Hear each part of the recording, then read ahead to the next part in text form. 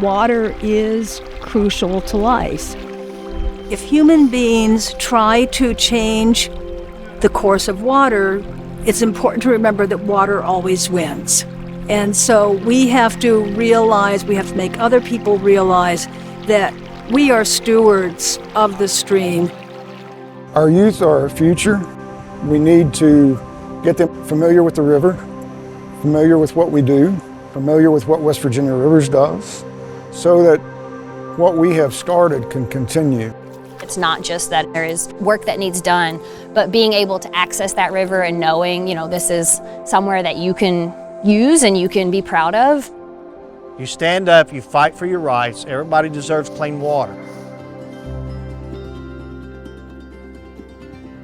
West Virginia Rivers does a fantastic job promoting all the rivers in the state of West Virginia. They bring watershed groups together, promote us equally. Our river has a terrible history as a garbage dump. It has improved dramatically over the last several years, partially because of cultural change, better law enforcement, better garbage collection services. The garbage and trash has, I guess, mostly washed downstream, but the tires have remained. Tires are firstly unsightly. If there was a tire here and a tire there, and you just pull them out and get rid of them and that'd be that.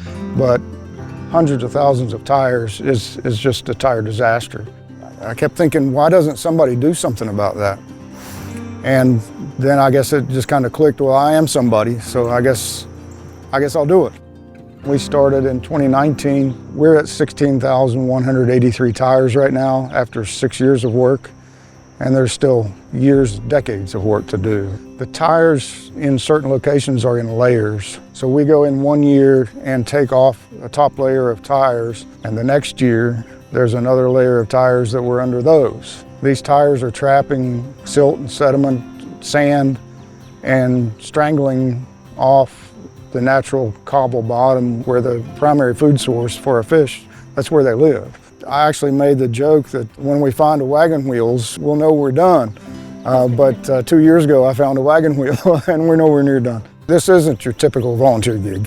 This is something unique, and it's hard work. West Virginia Rivers have come down with people and gotten in the river with us and helped us recover tires, and we appreciate that.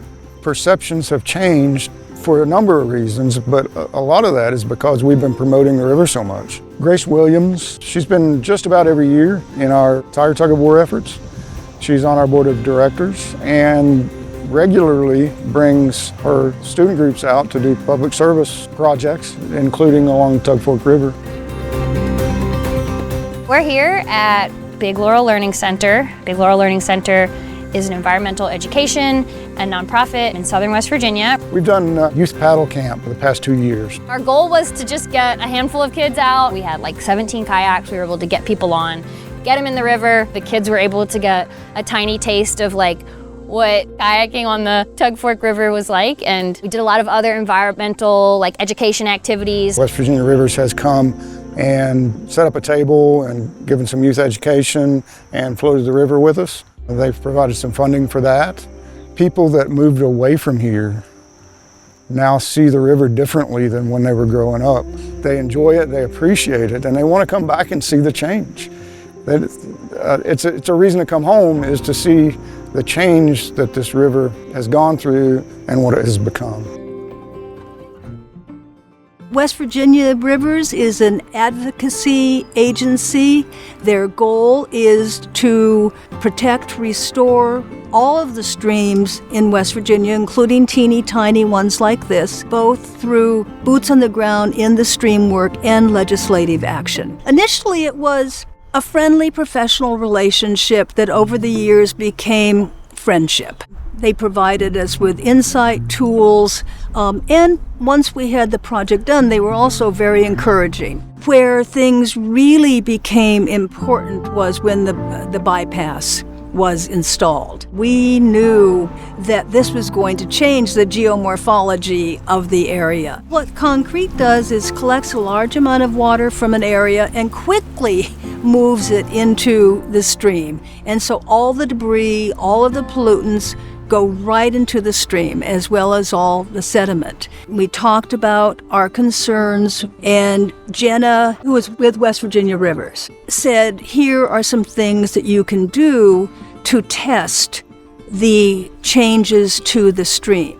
She applied for a grant with Trout Unlimited. With that, we bought equipment that we probably could not afford. Jenna taught us, for example, that in collecting water, to test turbidity, you need to be in the riffle because that's where the sediment is being carried. You need to do it in the same place every time, so there's that consistency. Her goal was to make the information valid and trustworthy, and she helped us do that. They never made me feel like the Watershed Association didn't know what we were doing. That made a big difference. This is a little stream that hasn't gotten a lot of attention, but because West Virginia Rivers has given us information and tools, they know they don't need to worry about the Warm Springs Run being restored and improved. That's our goal, to do in a small level what they do on a large level. It stinks. God, it stinks. The smell's always here. It's all down the creeks. You can smell it all down the creeks. People don't sit on their porches anymore. It's a kind of a rotten egg smell. It is a sulfuric acid smell. It's a chemical smell. It can kill you. If you breathe it, it causes, your mind to get fogged. I got a phone call in February the 14th in 2023. My friend Jamie said that his yard was flooded and he wanted me to come down and help him. Well, I came down, it just inundated his yard. We didn't really realize there was a problem until the next day we found it coming out here. And that's when we knew something underground was going on, something major. The DEP, they didn't do anything from February of 23 to June the 14th. They let it run in these fields and beside the road, saturating the ground. All the white stringy, the poison, and we think it was an emulsion that was just covering this whole area. And it was seeping into the creeks. And then we just started doing the investigations, I started getting the mind maps, and it took about a year and a half to figure out what was going on back here. We've tested extensively. We found mine waste, mine pollution. They just piped it right into the creek. It's not good. It's what we consider a dead creek. It's gotten into people's wells. It was just me and a few other people, and nobody else believed in us, but the results goes a long way when you're dealing with people. You can tell them all day that water's bad, but when they see it on paper, and we have West Virginia River scientists saying it's bad and all this, that's when everything started turning for me for the better. People are starting to help me a lot now. They help with the water distribution. I give out 8 cases of water every 2 weeks, and that's a lot of water for this community. Now I'm starting to give it out to other communities. Now I'm finding out that this is going on all over the county, and Van and West Virginia Rivers is helping me with that. I just felt like if I didn't do it, nobody else would. Everybody wants to give me credit, but I couldn't do it without West Virginia Rivers. I struggled until they got involved. People need to know about these groups. Your water's bad, call these people. West Virginia Rivers has the people that knows how to fix this stuff. They were here for me when I needed them. Hopefully, this and what I've done down here will change the way people do things in West Virginia. It's where you live. This is home.